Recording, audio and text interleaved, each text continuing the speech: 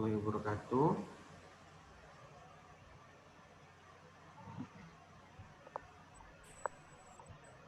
Waalaikumsalam warahmatullahi wabarakatuh. Oke, kita lanjut Bapak Ibu perkuliahan kita. Selanjutnya itu terkait dengan depirogen dan depirogen. Apa sih sebelumnya kan waktu pendahuluan kemarin terkait dengan sedikit membahas terkait dengan pengembangan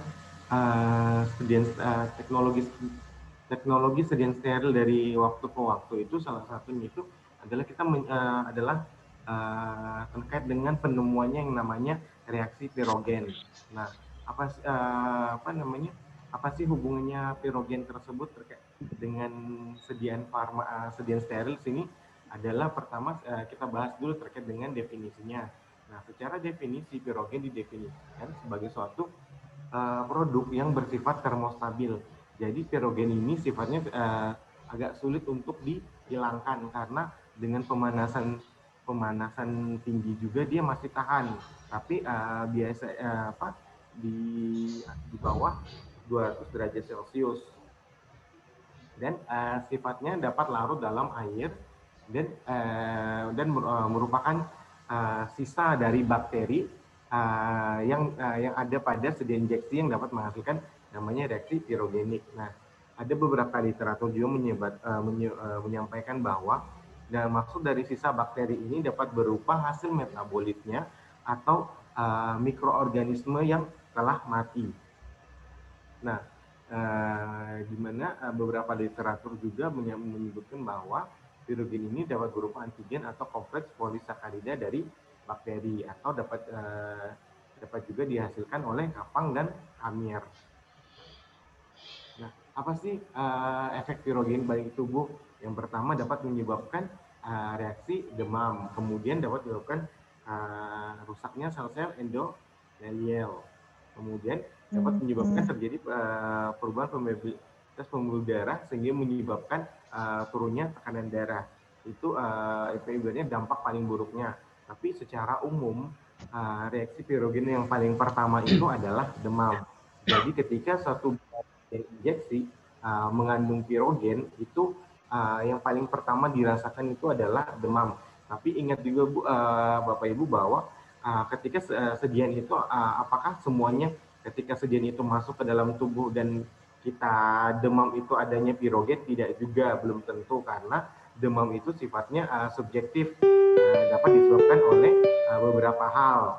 Karena sifatnya juga contoh ketika diinjeksikan dan ingat bahwa sedian itu kan ketika diinjeksikan itu menginvasi, dan ketika hasil invasinya itu menyebabkan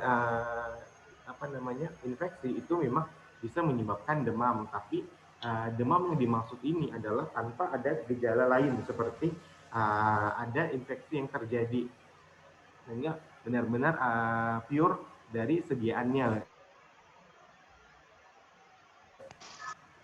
Kemudian adapun sumber pirogen itu dapat berupa dari pelarutnya sendiri, yang dimana air tersebut atau air destilasi yang kita gunakan untuk membuat sediaannya telah mengalami yang namanya kontaminasi bakteri yang dibawa oleh udara yang dapat tumbuh dan memproduksi endotoksin.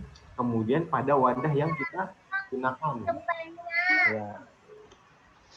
Kemudian atau beberapa zat tambahan yang kita gunakan yang mengandung pirogen. Jadi boleh dibilang sumber pirogen dari mana? Dari beberapa hal seperti wadah sendiri, kemudian zat dari alat yang kita gunakan, air dari air, bahkan dari zat atau bahannya. Nah,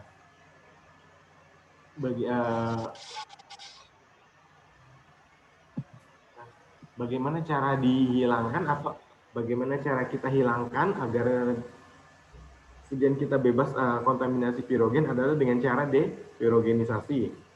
Nah, yang pertama dari si pelarutnya tadi. Nah, kalau pelarut itu kita bisa lakukan depirogenisasi dengan cara dilakukan proses yang namanya destilasi. Karena ada perbedaan beberapa jenis antara air dan si pirogen tersebut, sehingga ketika pelarutnya itu dipanaskan, yang akan menguap itu hanya airnya, sehingga pirogen-pirogen itu akan tertinggal, sehingga tidak dapat terpisahkan. Sehingga air kita yang setelah melewati proses destilasi tersebut itu bebas pirogen.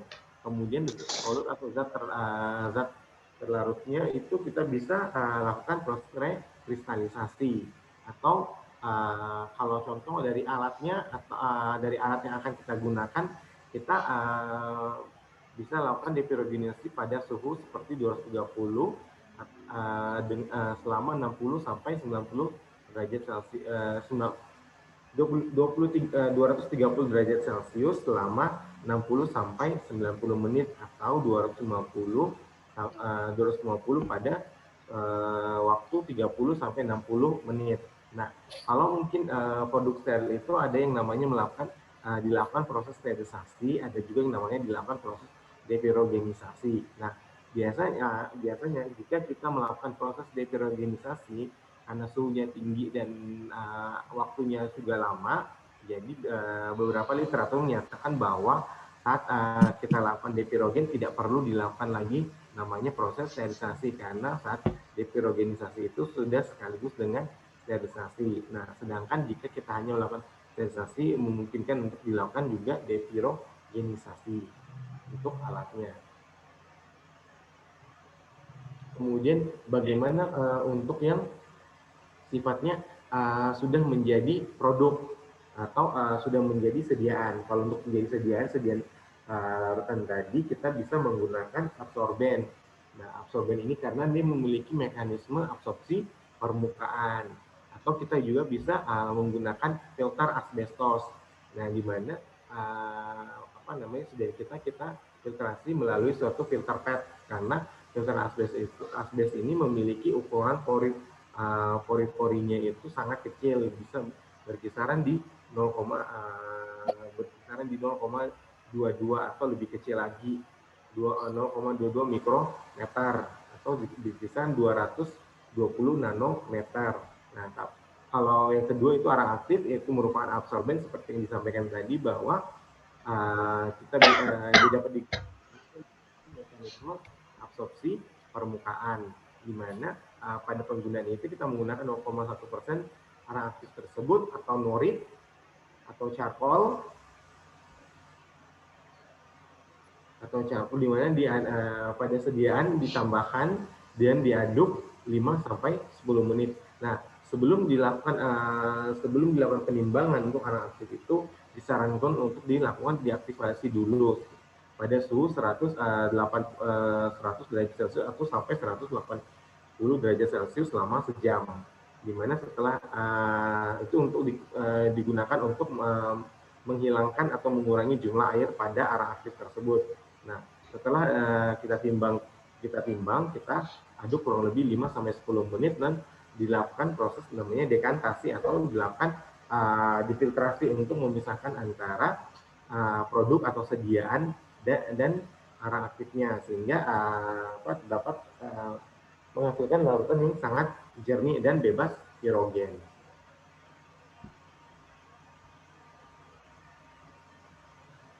Kemudian ada beberapa pengujian pirogen yang dapat ada 2 uji pirogen yang dapat dilakukan secara umum, atau metode paling konvensional atau metode yang pertama kali digunakan itu adalah uji pirogen menggunakan kelinci, di mana pada pengujian ini digunakan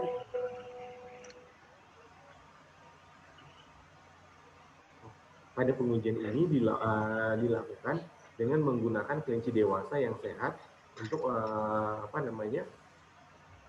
di mana digunakan 3 kelinci, setiapnya diberikan 10 ml larutan per kilogram berat badannya pada vena tadinya. Lalu setelah 10 menit itu suhunya dicatat, suhu tubuhnya pada bagian rektal dicatat 2 sampai 3 jam setelah injeksi tersebut.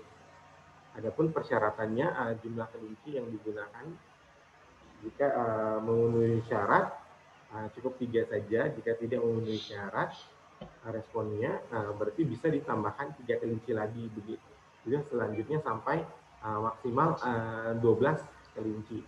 Jika dinyatakan 12 kelinci masih tetap memenuhi persyaratan, dapat diartikan bahwa sediaan kita itu tidak lulus uji pirogen atau boleh dibilang mengandung pirogen,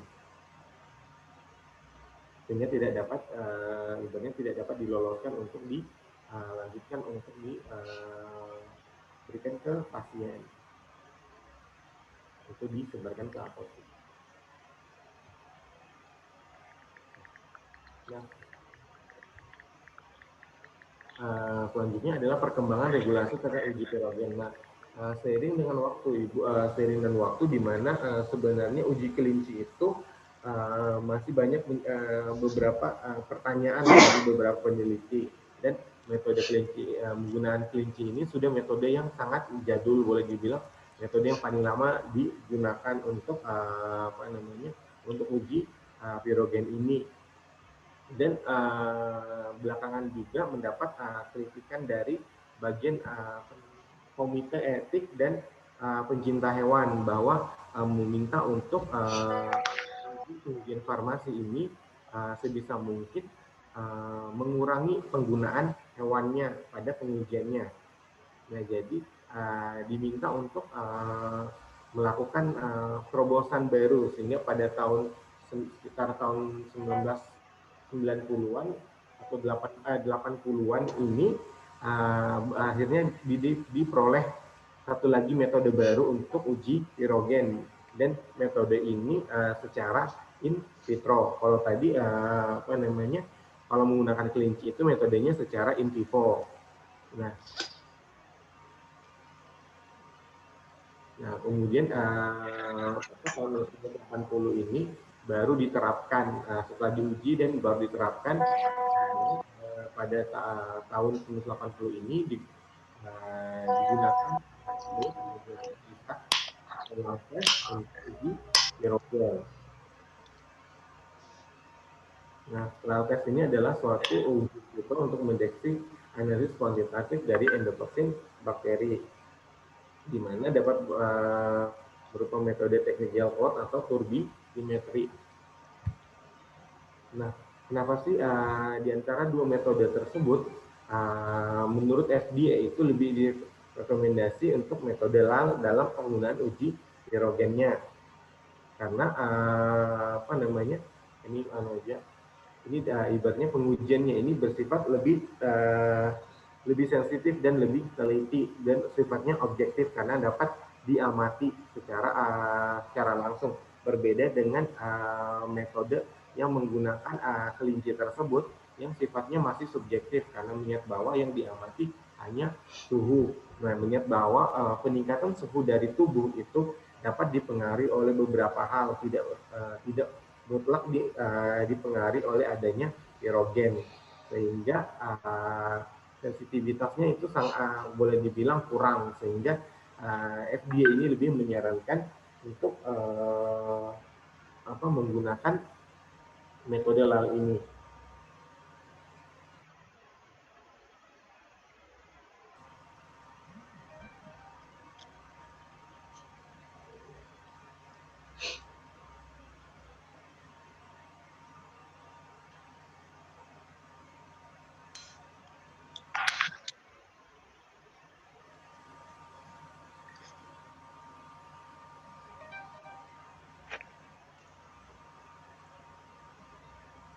Adapun prinsip dari LAL test ini adalah uji LAL memanfaatkan dari respon imun dari kepiting landam kuda atau Limulus polyphemus terhadap invasinya bakteri gram negatif. Nah, di mana pada kepiting bagian dari landam kuda ini terkandung aminoasid yang terdiri protein atau kofaktor yang berinteraksi dengan yang menyebabkan adanya koagulasi. Jadi kita dapat bisa melihat langsung apakah ada reaksi itu dengan lihat adanya terjadi koagulasi pada protein tersebut. Ini prinsipnya. Nah, kecepatan awal aktivasi ditentukan oleh konsentrasi dari endotoksin, di mana ini mengkatalis aktivasi proenzim dalam lisat amilus Limulus atau mulut ini hanya bergerak bahasa Indonesia, jadi lal aja sama. Dan selanjutnya enzim yang diaktifasi menghidrolisis ikatan spesifik dan menghidupkan protein menghasilkan kogulin. Sekali hidrolisis kogulin menghasilkan yang dihasilkan itu bergabung membentuk satu gumpalan seperti gel. Makanya di situ langsung terjadi kogulasi.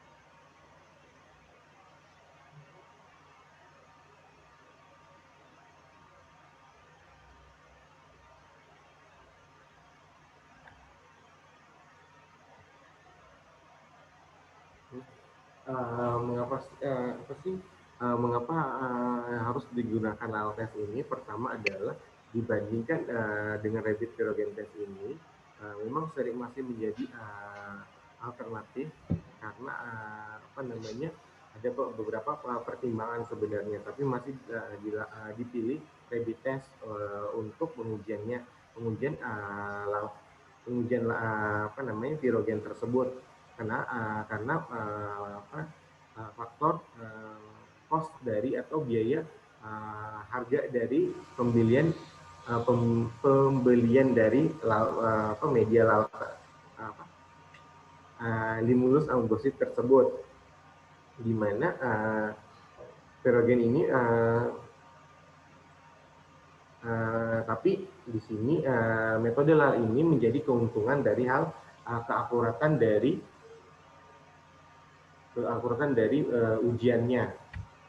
Nah, di Limulus riset ini kita bisa peroleh dari ambosit kepiting landaum kuda atau bahasa latinnya Limulus polyphemus.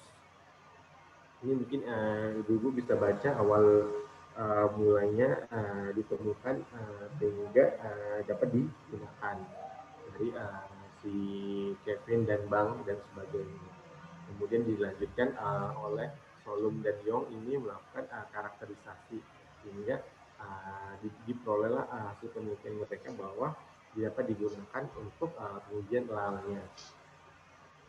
Kemudian ini adalah bentukan dari hewannya, hewan asal dari si Limulus polyphemus, atau mungkin juga ada beberapa hewan ini berada di perairan Indonesia, atau sering juga disebut bahasa Indonesianya kepiting landaum kuda, di mana pada bagian leher di sini nanti ditekukan untuk diambil bagian darah mereka yang berwarna biru, kemudian darah biru tersebut diisolasi dan dikarakterisasi untuk mengambil di bagian proteinnya saja. Nah, itulah bagian yang akan digunakan. Nah, ada beberapa perusahaan yang menyiapkan atau menyediakan media lal ini, di mana pada prinsipnya karena ada komisi etik yang mengatur bahwa untuk mengambil atau mengekstrak darah tersebut itu ada beberapa kriteria yang perlu dipenuhi. Pertama, host crab yang ditangkap itu harus berukuran sudah dewasa atau lebih besar. Kemudian dilakukan pemeriksaan kesehatan bahwa benar-benar bahwa host crab yang digunakan ini yang sifatnya sehat, yang tidak sehat mungkin dilepaskan, lalu diambil darahnya di bagian tengkuk dari si kepiting ini, kemudian di sentrifugasi, lalu di freeze dry, di mana satu bagian dari lal ini berharga sekitar $15.000. Ini ada pun beberapa perusahaan yang menyiapkan seperti Institute of Code atau Cambridge ini yang menyiapkan untuk media lal tersebut, dan harga dari si lal juga sangat mahal. Makanya tadi di statement tadi itu menyebutkan bahwa untuk sampai saat ini untuk pengujian virogen ini masih sifatnya kalau lal walaupun dia akurat tapi masih menjadi metode alternatif karena untuk pirogen karena sifatnya yang harganya yang sangat mahal. Ini jauh berbandingan dengan pengujian menggunakan LC, walaupun keakuratannya rendah.